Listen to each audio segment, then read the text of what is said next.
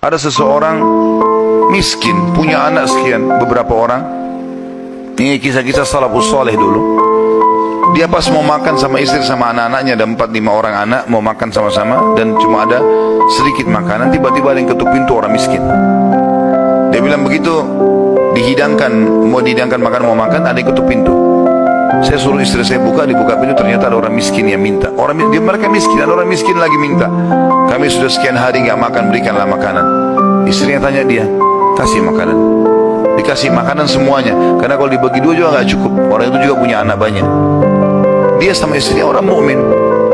Berjalan waktu beberapa saat setelah, kalau kita mungkin berapa jam, kelaparan semuanya. Anak-anak lapar, dia lapar, istrinya lapar. Tengah malam nih. Ya, kalau kita sekarang di awal malam jam 12 malam gitu.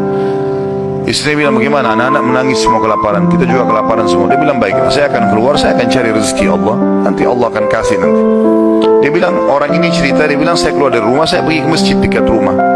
Kemudian saya sholat malam sambil berdoa kepada Allah, dan kalimatnya saking manjanya sama Allah mengatakan, ya Allah, sesungguhnya Engkau tahu kalau saya dan istri saya dan anak-anak saya kelaparan malam ini. Jadi bahasanya semua dirincikan, minta kepada Allah pada hal-hal yang kecil pun, minta makanan kepada Allah.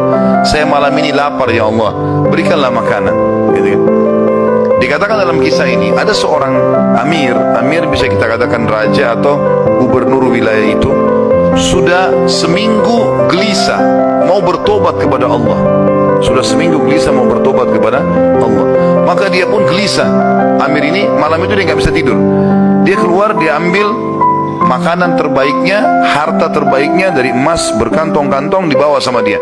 Dia bilang, ya Allah, sebagai bentuk taubatku kepadamu, maka aku akan membagikan ini kepada orang yang membutuhkannya malam ini.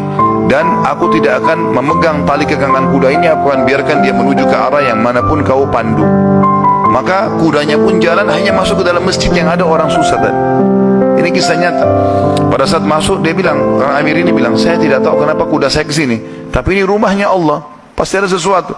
Dia bilang, saya turun dari kuda, saya masuk, saya temukan orang itu lagi berdoa, dan doanya minta makanan.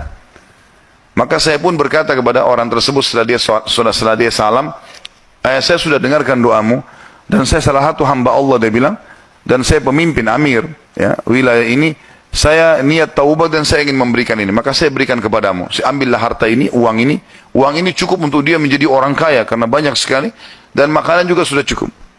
Dan dia bilang, amir ini bilang, pemimpin ini bilang, kalau seandainya kau butuh apa-apa, datang ke istana saya saja. Jawaban orang itu di depan raja tadi, pemimpin wilayah ini, dia bilang, kalaupun saya butuh, saya tidak akan datang kepada anda, tapi saya akan datang kepada Tuhan anda dan Tuhan saya, Allah, yang telah membuat anda datang malam ini membawakan makanan. Coba kita bayangkan kalau kita di posisi orang ini, teman-teman sekalian. Kalau misalnya kita lagi punya hajat, kemudian ada satu orang yang kaya datang kepada kita. Kemudian dia menawarkan kepada kita solusi, misalnya kita terlilit utang, atau misalnya kita mau bayar rumah sakit, atau apa saja. Lalu datang orang mengatakan, baiklah, saya akan bayarkan. Mungkin pikiran kita pendek sampai di situ. Kita akan mengatakan, baiklah. Apalagi dia bilang, pokoknya butuh apa saja datang ke saya. Ini nomor telepon saya. Saya yakin kita akan lupakan Allah itu. Kita akan ke orang itu. Ambil pelajaran dari orang soleh ini. Di depan orang itu dia mengatakan, saya tidak akan datang kepada anda, tapi saya akan datang kepada Allah, Tuhan anda dan Tuhan saya yang telah membuat anda datang membawa makanan malam ini. Jadi justru kalau sudah dapat solusi, jangan malah jauh dari Allah ini. Malah harusnya jadi lebih dekat kepada Allah SWT. Allah mudahkan seorang dokter, resepnya bisa membuat kita sembuh, bukan karena resep dan dokter itu, tapi karena Allah SWT yang ingin itu, gitu kan? Harusnya kita jadikan sebagai momen untuk lebih dekat lagi kepada Allah. Dan kita mengatakan, ya Allah, sebagaimana Engkau mudahkan dokter ini menjadi penyebab aku sembuh, maka mudahkanlah setiap kali aku mengalami sakit misalnya, maka kesembuhan datang dari sisimu, bukan lagi dari dokter atau dari obat itu.